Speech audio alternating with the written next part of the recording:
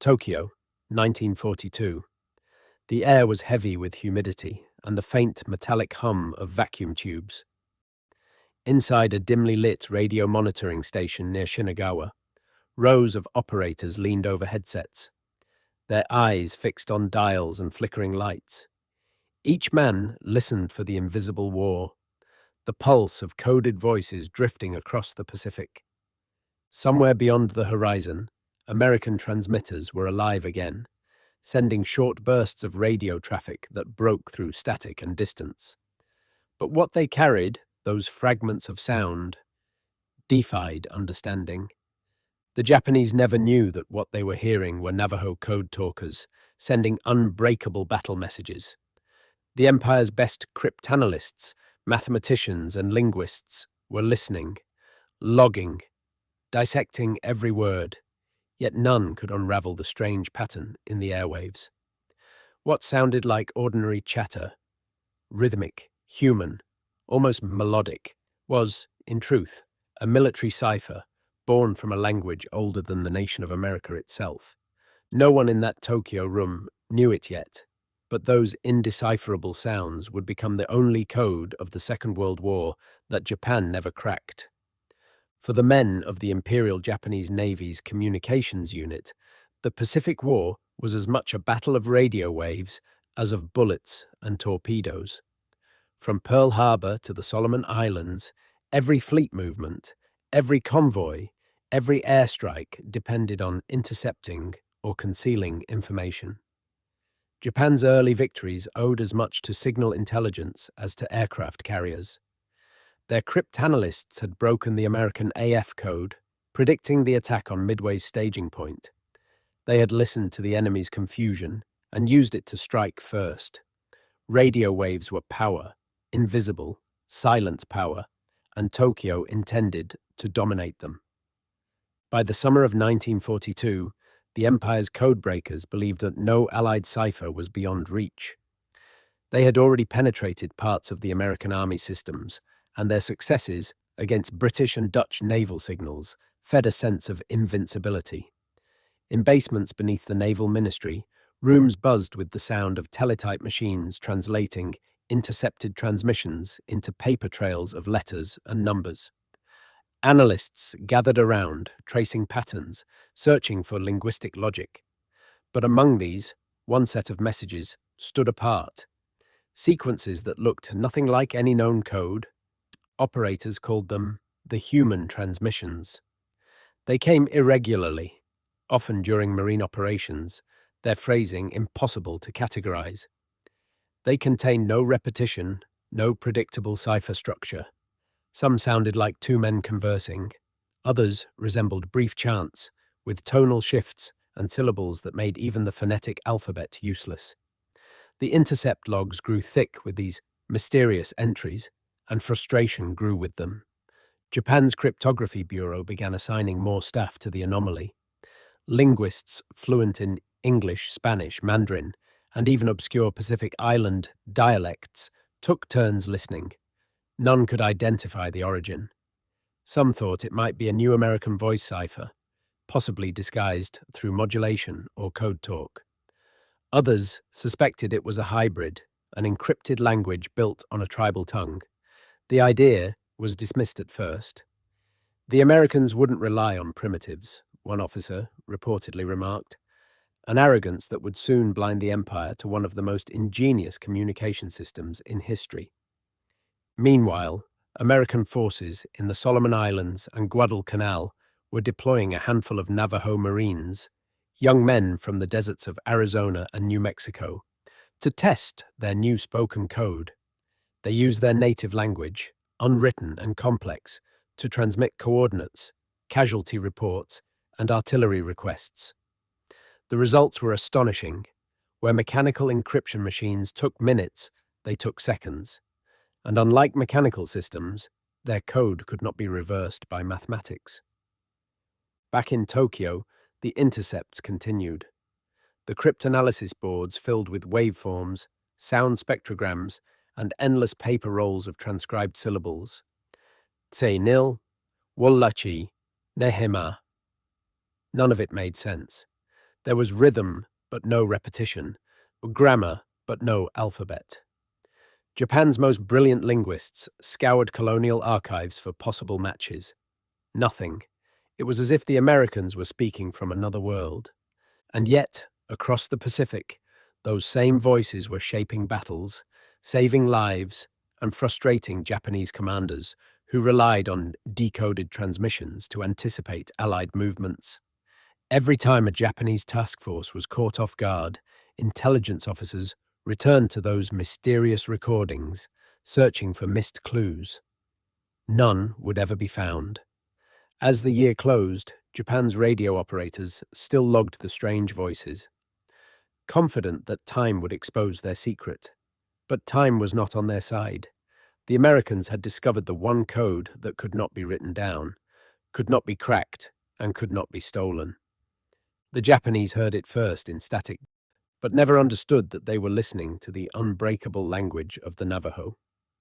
In the summer of 1942, Tokyo's cryptographic rooms pulsed with urgency. The war had expanded across half the globe, and communication had become its bloodstream. Every island, every convoy, every division depended on radio, and whoever controlled the airwaves could control the war itself. In a narrow hall beneath the Imperial Navy's Intelligence Bureau, hundreds of operators worked in rows, their faces dimly lit by radioscopes.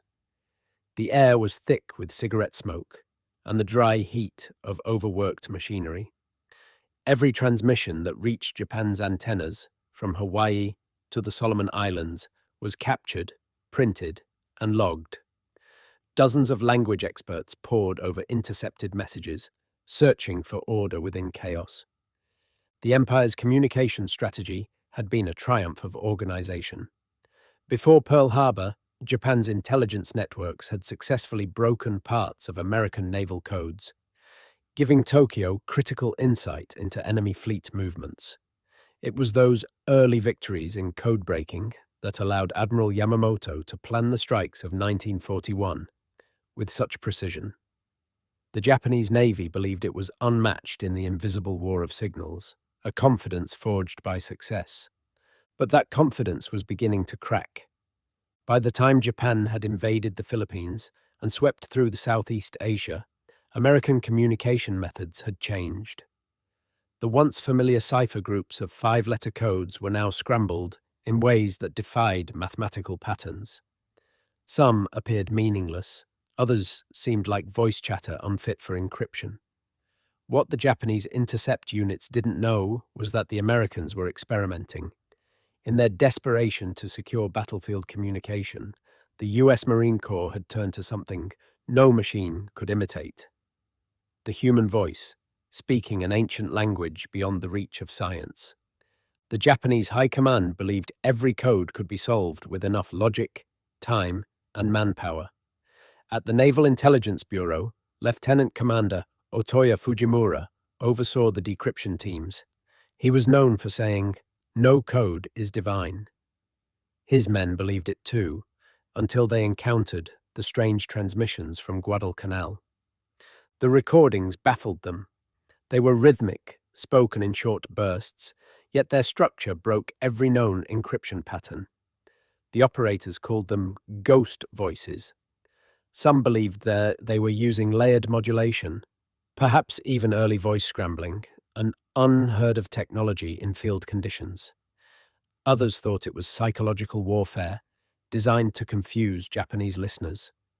Whatever it was, it carried military precision: signals before artillery strikes, communications before troop movements, coordination between air and ground units.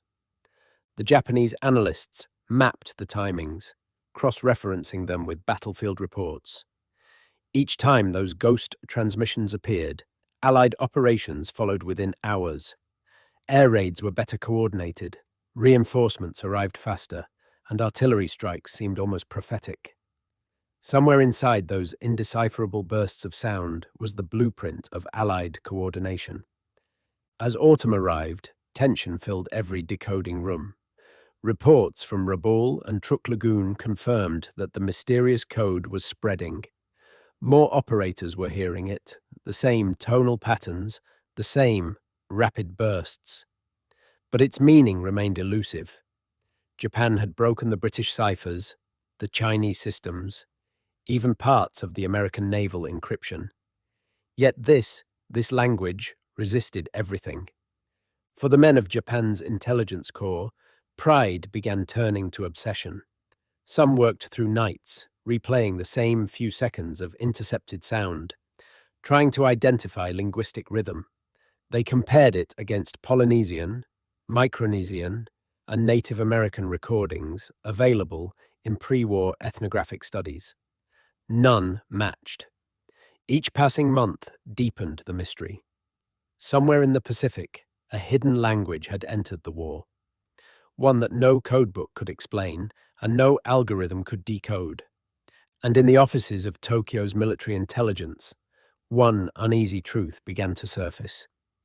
For the first time since the war began, the Empire could hear the enemy, but could not understand him. Night over the Pacific. The sea reflected faint light from distant storms, and the hum of static echoed across every frequency. In forward outposts like Rabaul, Bougainville, and Tarawa, Japanese radio teams strained to capture the airwaves filled with whispers of the enemy. The Americans were talking, constantly, but what they said remained locked in mystery. For months, these transmissions had followed a haunting pattern. Always short, always human, always impossible to categorize. Operators transcribed the syllables phonetically. A-shachi, da-hete, wallachi. Words that resembled nothing in English, and nothing else known to linguists. The pattern was neither code nor cipher. It was language, but not one found in any of Japan's exhaustive records. When translated phonetically into Japanese katakana for study, the results looked almost absurd, like nonsense. Yet these nonsense messages aligned perfectly with real-world events. An American airstrike would hit precisely after one of these bursts. Naval reinforcements appeared hours after another. Every attempt to predict timing or pattern failed. What was this? An artificial code? A hidden dialect? Some kind of machine-translated signal? None of it made sense. The Japanese Navy's intelligence section brought in academic linguists from Tokyo Imperial University. They studied the recordings carefully, some recognizing faint traces of tonal rise and fall, but not in any known Asian or Polynesian language family. One linguist suggested it might originate from the American Southwest, perhaps an indigenous tongue. The suggestion was quietly dismissed. How could the Americans, with all their machines and modernity, rely on the languages of native tribes? It sounded like fantasy. Yet fantasy was starting to win battles. At Guadalcanal, intercepted communications matched artillery accuracy so exact it defied belief. Commanders demanded answers. Why were the Americans coordinating so effectively? Why could Japan hear their orders but never understand them? The Navy's code rooms began playing the recordings on loop. Analysts memorized the strange syllables, whispering them under their breath as they tried to detect repetition or pattern. But there was none. The words changed every time, even when referring to identical battlefield conditions. That was the brilliance of the Navajo Code. Each English word had multiple equivalents, each phrase layered in metaphors drawn from nature, animals, and clan history. It was a living code, adaptive and fluid. The Japanese, rooted in systems and machines, had no framework for such encryption. They sought mathematics, not meaning. In Tokyo, reports began circulating among naval leadership. The Americans were using voice encryption beyond current understanding. Some speculated about new radio technologies, others about mind games, perhaps pre-recorded nonsense meant to distract Japanese interceptors. None guessed the truth, that those voices belonged to US Marines from the Navajo Nation, whose mother tongue had become America's most potent weapon. As winter closed over the Pacific, The Empire's confidence began to erode. Codebreakers who once cracked complex Allied ciphers in days now faced the humiliation of endless failure. They could map every American fleet movement on paper, yet the voice in the radio, soft, rhythmic, alive, always stayed a step ahead. By late 1943, they named it, unofficially, the Ghost Code, a phrase whispered in decoding rooms, half in awe, half in frustration. And from Tokyo to Truk, to the deepest bunkers of the Naval Ministry, one question began to haunt every analyst. What kind of language could hide an army in plain sound? And the answer, still unknown to them, was crossing the waves, in the voices of Navajo Marines, whose ancient words were guiding America's war, sentence by sentence, across the endless Pacific. By early 1944, the puzzle had reached Tokyo's highest intelligence desks. The Empire's cryptographic experts, men who had broken Allied naval systems and analyzed complex polyalphabetic ciphers, now faced a signal that mocked every principle of code theory. What they were hearing was too fast, too fluid, and too human to fit any cipher pattern. It was the very sound of a language that refused translation. In the listening stations of Yokosuka and Chiba, operators sat through endless nights of static and ghost syllables. Long rolls of paper filled with phonetic transcripts lined the walls like hieroglyphs from a forgotten civilization. The syllables repeated with infinite variation, familiar enough to suggest a structure, yet so unpredictable that even Japan's most gifted linguists could find no pattern. Every intercept revealed a living code that grew and changed with each battle. At the Naval Intelligence School, language analysts began charting what they believed were root phonemes, basic sound elements that might correspond to English letters. But the charts led nowhere. No frequency analysis, no mathematical reduction, no cryptographic matrix could reveal meaning. The problem was not the cipher, it was the assumption. They were searching for an alphabet where none existed. Japan's entire decryption doctrine was built on machines, logic, and structure.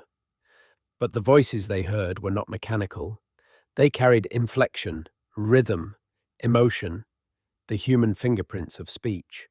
What no one in Tokyo knew was that these messages were created by the Navajo Marines using a spoken system designed precisely to evade this kind of analysis. The code's strength came from the very thing the Japanese dismissed as weakness, the unpredictability of the human voice. In secret, across the Pacific, the Navajo Code Talkers had built a lexicon of over 400 terms. Turtle meant tank, iron fish meant submarine. Hummingbird was fighter plane. They used their ancestral language to translate modern warfare into metaphor, and then back again, an encryption of meaning through culture. Each word was anchored in tradition, yet applied to technology. No machine could reproduce that relationship, and no outsider could infer it. By mid-1944, the Americans had deployed these code talkers in every major Pacific campaign, from Bougainville to Peleliu. Japanese intelligence captured more samples, but their content only deepened the confusion. Linguists classified them as a non-lexical language of unknown family.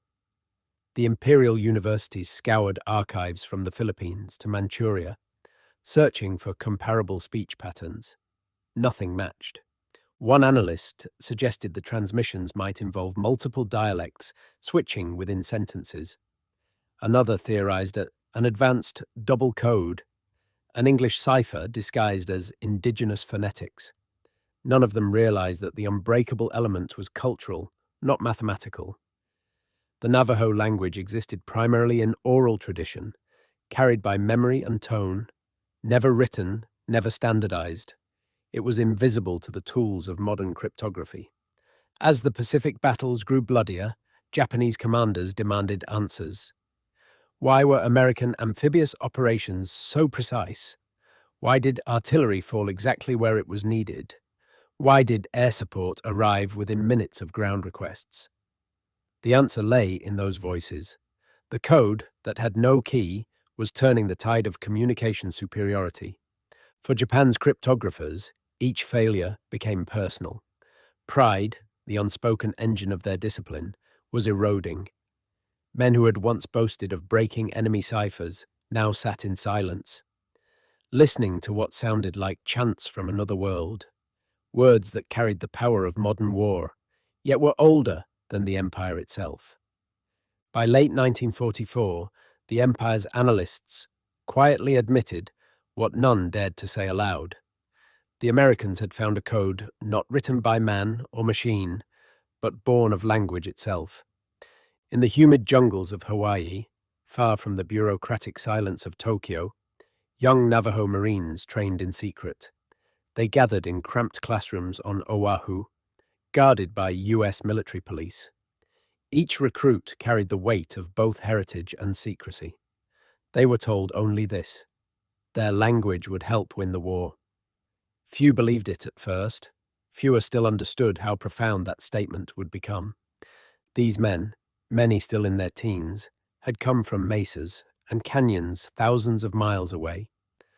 Their world had been one of wind and earth, where stories were carried by the voice, not written on paper, but in the laboratories of the Marine Corps. That oral tradition became a weapon. Using the Navajo language, they created a vocabulary tailored to war's machinery. Chicken Hawk for dive bomber, Black Shoe for battleship, Crazy White Man for Hitler. The system they built was both brilliant and brutally simple. Messages began as English text converted into Navajo words that represented either letters, entire words, or ideas. A single message could be transmitted, translated, and re-encoded within seconds. It was faster than any cipher machine, immune to interception, and impossible to reconstruct without knowledge of Navajo speech and syntax. Each code talker memorized hundreds of terms. There were no written code books. To write one down was to risk the war itself. Their fluency, memory, and trust became the encryption keys. And on the battlefields of the Pacific, their voices carried the unseen power that even Tokyo's finest analysts could not touch. While Japanese linguists scoured archives and recordings, the Navajo teams were embedding within Marine units on the front lines. They worked in pairs, one speaking, one listening. A call for fire could be transmitted in less than 20 seconds, a task that took machines several minutes. Their voices guided artillery, coordinated amphibious landings, and directed airstrikes through jungles and across oceans. In every instance, the Japanese listened and recorded, but never understood. At Guadalcanal, one intercepted message, sent before dawn, was replayed in Tokyo the next day. The syllables made no sense, but the resulting bombardment destroyed a Japanese supply line within minutes. The intercept teams logged the transmission as non-decodable, assumed tactical chatter. They had no idea they were hearing the sound of a new kind of warfare, one fought with the oldest weapon of all, human language. As the war moved toward Saipan and Tinian, the scale of the Navajo operation grew. Over 400 code talkers would eventually serve, operating across Marine divisions. Each man carried the secret of a language once suppressed by the same government he now served. In the boarding schools of the 1920s and 30s, Navajo children had been punished for speaking their native tongue. Now, that same tongue was saving lives and winning battles. From the Japanese perspective, it was the ultimate irony. They believed that their cultural homogeneity made them superior in unity and communication. Yet their empire was undone by diversity, the voice of an indigenous people the West had once ignored. Inside Japan's decoding centers, reports became shorter, more desperate. The mysterious transmissions continued unabated. No progress, no pattern, no end. The Americans had found their invisible weapon, and it was spoken, not built. By the time Japanese forces realized that this language code was being used across the Pacific, it was too late. The unseen language of victory had already rewritten the fate of the war, and the men who carried it, those soft-spoken Marines from the mesas and canyons, would remain invisible themselves, their story sealed by military secrecy for decades to come. February 1945. The Pacific is a furnace. From the black sands of Iwo Jima rises the thunder of war, artillery, mortars, the roar of naval guns. Overhead, American carrier planes sweep through volcanic smoke, and from the command posts on the beach come rapid, clipped voices over field radios. They are calm amid chaos. They are the code talkers. For Japan, Iwo Jima was the gateway to home waters, the last fortress before the homeland itself. The imperial garrison of more than 20,000 men had spent months digging a labyrinth of bunkers and tunnels. They were determined to die where they stood. Tokyo believed the island could hold for months, but in the early hours of February 19th, the Americans came ashore in waves. Tens of thousands of Marines carried by landing craft, coordinated by air and sea, through a storm of communication, unlike anything the Japanese had ever intercepted. In Tokyo's radio monitoring rooms, technicians recorded the battle's chaos in real time. Short bursts of speech crackled through the static. Sharp, fast, always human. Everyone corresponded with artillery strikes that landed with uncanny precision. Japanese observers on the island reported that American fire support shifted instantly to new targets, as if their gunners shared one mind. The intercept teams knew those mysterious voices again. They had haunted the air for years, and now they were speaking louder than ever. Across the beaches, Navajo Code Talkers crouched behind rocks and shell craters, radios pressed to their mouths. Under fire, they sent coordinates in a language older than the desert wind. Wol lachi, tsanata, tsid. Within seconds, shells rained on Japanese pillboxes hidden deep in the slopes of Suribachi. They spoke with measured clarity, never raising their voices above the roar of war.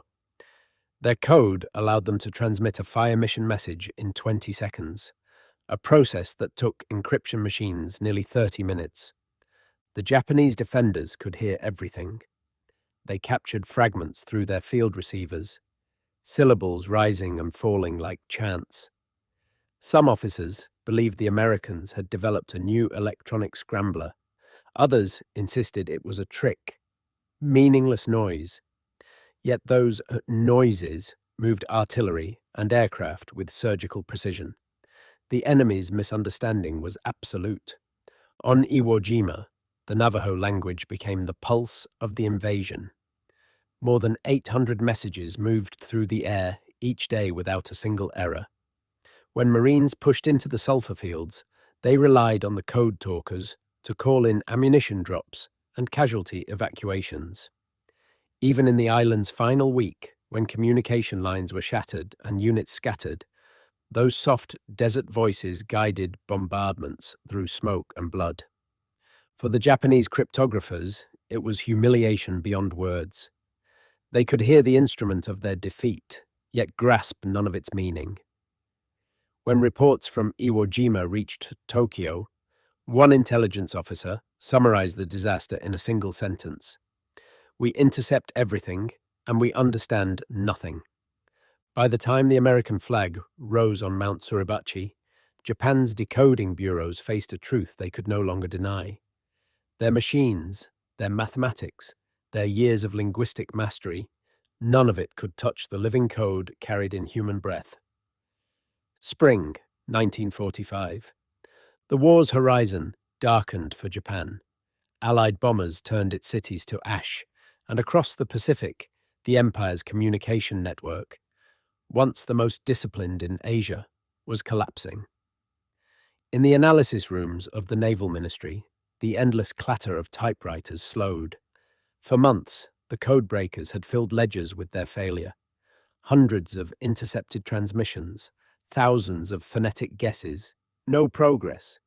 They had once believed that war could be mastered through machinery. The telegraph, the cipher machine, the rotor encryptor, these had been symbols of modern strength.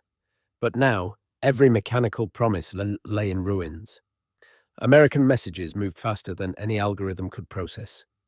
Entire battles were decided before Tokyo could even translate a single phrase. The Empire's proud communications intelligence, its invisible weapon, had gone mute. In Yokohama, senior cryptanalysts gathered for what would become their final review. The latest samples from Okinawa were played through loudspeakers, short bursts, rhythmic, calm amid chaos. The voices of the Navajo. The analysts noted tonal inflection, speed, and repetition. Still, they found nothing. The speech carried none of the regularities of constructed codes. It was too fluid, too alive. One linguist finally said, what others would not. Perhaps it is a real language. His colleagues laughed bitterly. A real language was impossible. No single language could be this indecipherable. Yet the thought lingered, unspoken truth inside the silence.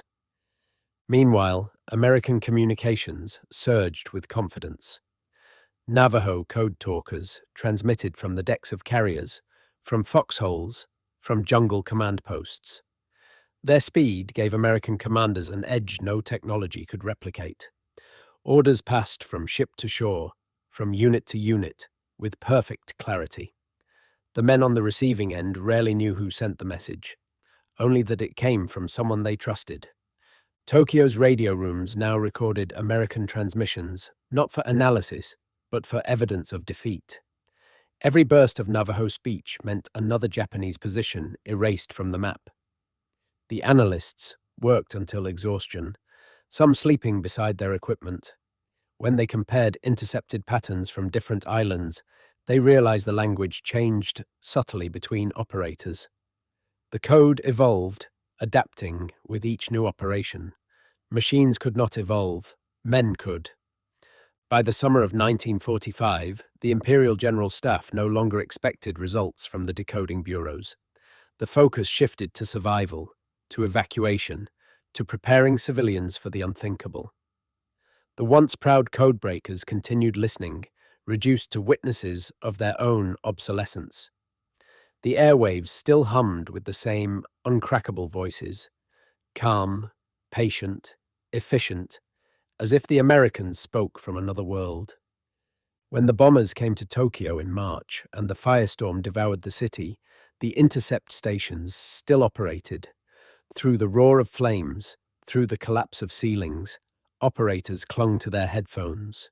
Even as everything burned, the voices of the Navajo could still be heard, unbroken, unshaken, transmitting coordinates somewhere far across the Pacific. In those final months, Japan's machines truly fell silent. The Empire had entered the war believing that modern technology would guarantee control of information. But in the end, victory belonged to voices, ancient, living, human. By mid-1945, Japan's war rooms had become temples of silence. In Tokyo, inside the charred remains of the Naval Ministry, officers gathered around radios not to command, but to listen. Each transmission captured from the Pacific told them the same thing. The Americans were advancing with mathematical precision, their coordination flawless. The invisible hand directing that orchestration was something no Japanese mind could decode. It was a mystery that mocked their science and their pride. Reports arrived daily from the field. On Okinawa, artillery fell exactly where it was needed. American airstrikes synchronized perfectly with naval bombardments.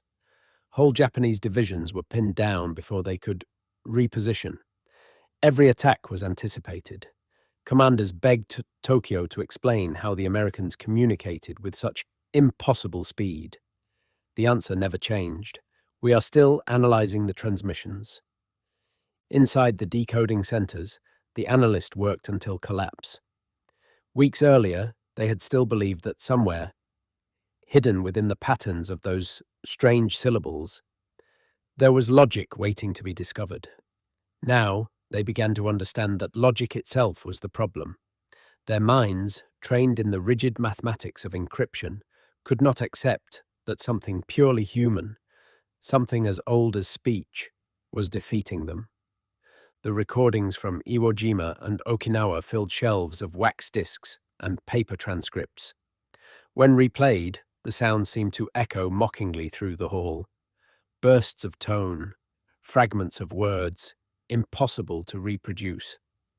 The Japanese technicians noted that even the same operators used slight variations, small tonal shifts that destroyed any consistency. They were fighting not a machine, but living thought. One officer described it bitterly. It is like trying to capture smoke with a net. Tokyo's leadership was now facing the unspoken truth. They could no longer hear the enemy's intent. For years, Japan's intelligence services had been its silent weapon, guiding fleets, predicting assaults, intercepting enemy strategy. Now that weapon had turned to dust. Without foreknowledge, Japanese forces were blind. Every defeat widened the silence. Every battle lost was proof that the Empire's ears no longer worked. In the final months of the war, American dominance in communication became total. Naval and air commands functioned as one organism, while Japan's signals corps could only listen helplessly. When the intercept units plotted American message density, they saw a blizzard of radio traffic, complex, multi-layered, and alive. Yet inside it all, the one sound they could never interpret persisted. The Navajo voices, calm and clear, unbroken from Saipan to Okinawa. Some officers still refused to believe it was human language. They wrote reports suggesting it must be a coded recording transmitted from ships. Others claimed it was deliberate deception, noise designed to demoralize interceptors. But even as Tokyo debated theories, the war collapsed around them. By August, when the atomic bombs fell on Hiroshima and Nagasaki, the listening stations still operated. Their antennas pointed east, toward an ocean alive with voices. Operators continued to write, faithfully transcribing the indecipherable. In their exhaustion, the strange syllables began to sound almost like chanting, otherworldly, solemn, eternal. They had become the sound of Japan's defeat. When the final order for surrender came, it was carried by radio, the same medium Japan had once mastered. But in that moment of capitulation, even their own voices sounded foreign. The empire that had listened to the world for so long had gone deaf, and the only words still crossing the Pacific were those the Japanese had never understood, the unbreakable language of the Navajo. September 2nd, 1945, Tokyo Bay. The battleship Missouri loomed over the water like a steel monument to the modern age. On its deck, under grey skies, Japanese officials signed the surrender that ended the Pacific War. The pens scratched across paper while nearby. American radio operators relayed the moment to the world. For Japan, the sound of their defeat was once again carried on invisible waves. The same air that had once carried their confidence, their pride, and their ambition. In the weeks that followed, the silence that fell over Japan was not peace but disorientation. The empire that had believed itself invincible now faced questions that reached beyond battle. What had gone wrong? How had a nation built on discipline, intellect, and technological prowess been defeated by an enemy whose language they could hear but not comprehend? The answer would not come quickly. It would emerge, piece by piece, through the interrogations that followed surrender. In a temporary headquarters near Yokohama, American intelligence officers interviewed Japan's top cryptographic experts. The men arrived in silence, exhausted and bewildered. When asked about the mysterious American voice transmissions, most admitted the same thing. They had recorded thousands of hours of speech, tried every method, and failed. One linguist confessed that they had even played the recordings backward. hoping the sounds might conceal a mechanical code. Another quietly admitted that some had believed it to be a religious chant meant to summon victory. None could imagine that it was the language of a people native to the American continent. When the Americans revealed the truth, the room reportedly fell quiet. A code built not by machines, not by cipher books, but by men speaking their mother tongue. The Navajo language, they explained, had no written form, no foreign equivalents, and almost no fluent speakers outside its own people. Its complexity, its tones, its syntax, its metaphors made it immune to analysis. Japan's cryptographers, masters of logic, had been defeated by culture itself. The revelation carried a bitter irony. The empire that had prided itself on its understanding of communication had never imagined that an oral language, rooted in tradition and spirituality, could function as a modern weapon. To those Japanese analysts who had lived their careers inside equations and transmission charts, the truth was humbling. Their machines had fallen silent, but the voices of the Navajo had endured. In the months that followed, the American occupation authorities preserved Japan's decoding archives. Thousands of pages of intercepts were stored as evidence of both brilliance and blindness.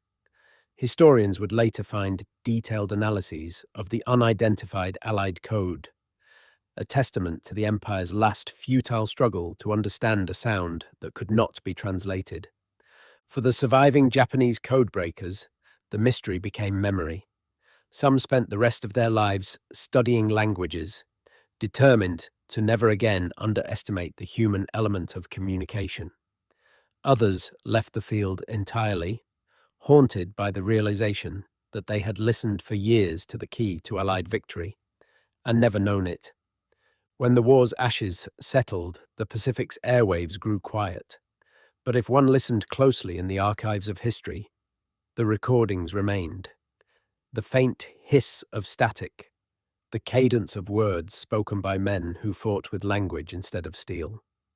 For Japan, that sound would forever mark the border between old and new, between a world ruled by machines and one humbled by humanity. The war was over. Japan lay in ruins. Cities turned to ash. Its empire dissolved beneath the shadow of surrender. But across the ocean, in the high deserts of the American Southwest, life moved quietly forward. In places with names the Japanese had never heard: Chinle, Window Rock, Fort Defiance. Men returned home wearing the uniforms of the United States Marine Corps. They had fought in battles whose names would echo forever: Guadalcanal, Saipan, Iwo Jima, Okinawa. Yet when they stepped off trains and buses, few greeted them as heroes. No one outside the military knew what they had done.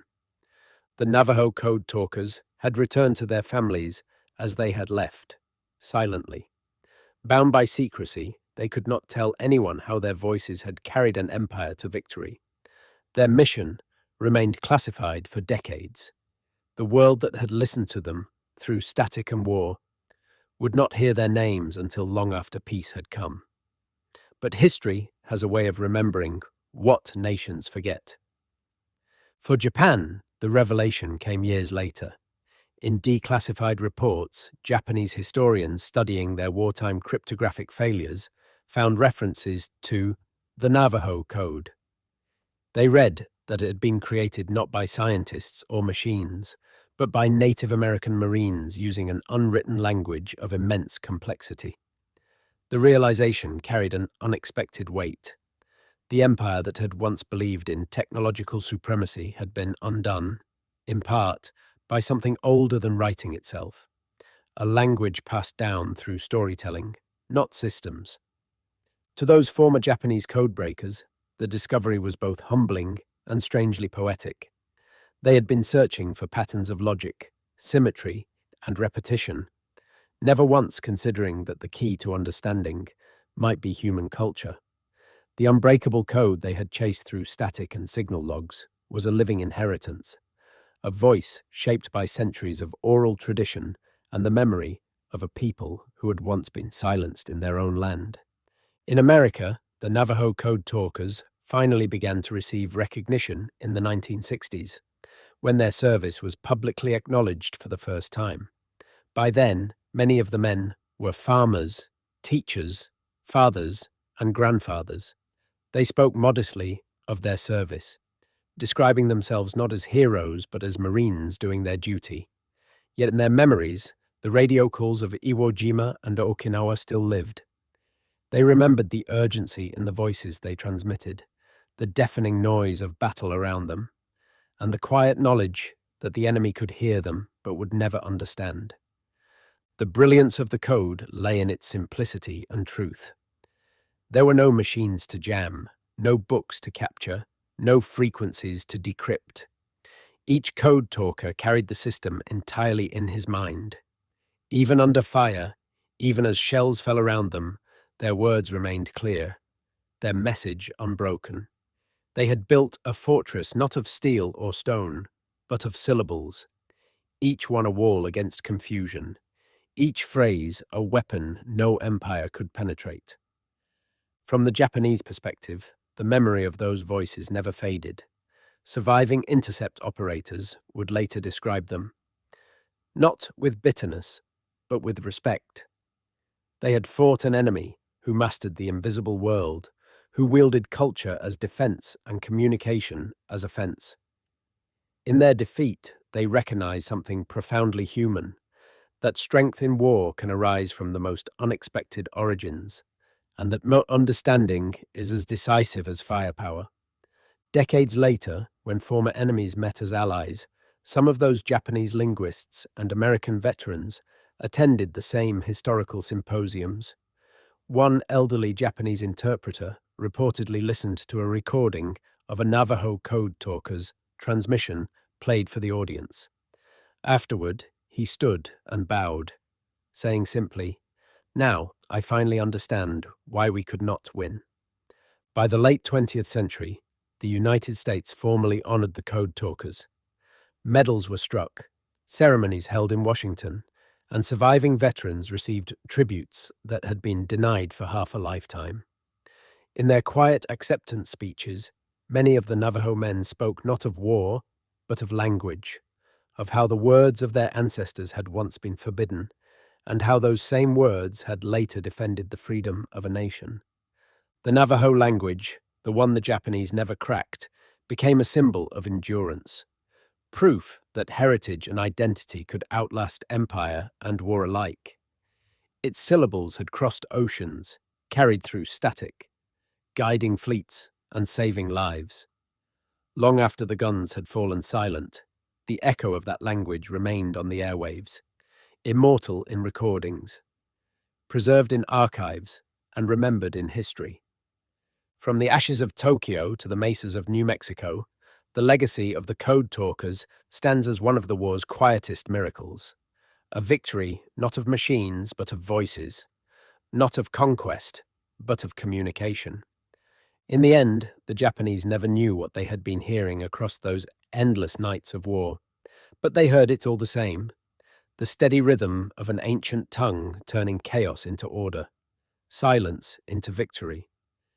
And as history would later show, that was the sound of an unbroken people, speaking the one message no empire could decipher, that words, when spoken with truth and courage, can outlast any code, any machine, any war,